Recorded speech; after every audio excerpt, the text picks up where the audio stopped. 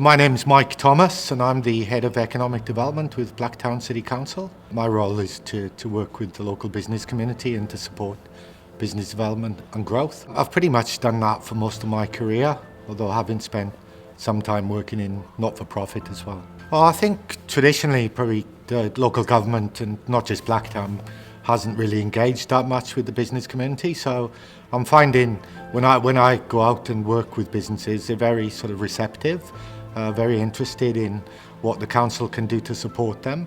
I think when you look at Blacktown and Western Sydney as a whole, it's got so much potential. So, you know, anything that we can do or the Chamber can do to support business, then business is very receptive and open to that.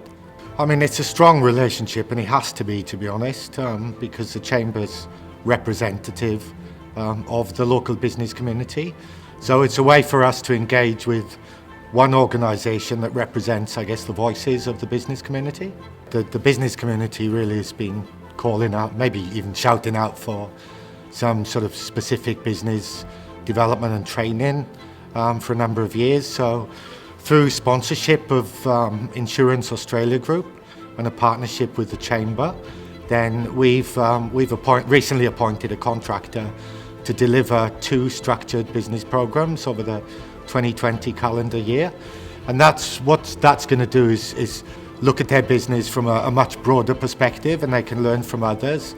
And so it's a program really designed to help them to look at their business strategically, to look at their operations, to see where they can improve, maybe become more efficient, to look at their market, to look at the opportunities, to look at things like marketing, to see if they can sort of grow their market. So it's really an investment that the Council, the Chamber and Insurance Australia Group are putting in to the local business community. We're going to evaluate that right the way through, and what we're hoping is that businesses that go through that program will see quite a significant change at the end of it. So in the next 15 years or so, the population, for example, of Blacktown is going to grow to over 500,000.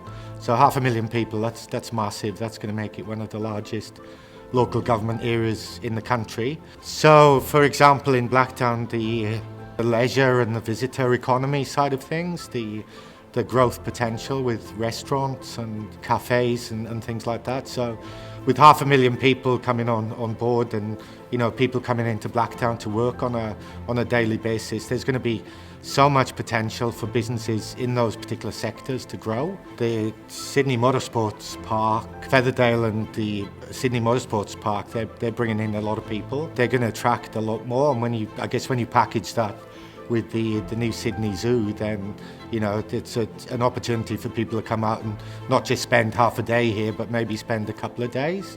And I guess they work off each other, so people would come and spend some time or maybe race or watch a race at the Sydney Motorsports Park, but then they might stay and do the Sydney Zoo or Featherdale the next day. I mean, there's significant potential with the Sydney Motorsports Park, for example. They've just been given tens of millions of dollars by the state government to put in night lighting so that they can expand their racing calendar and have some racing done overnight.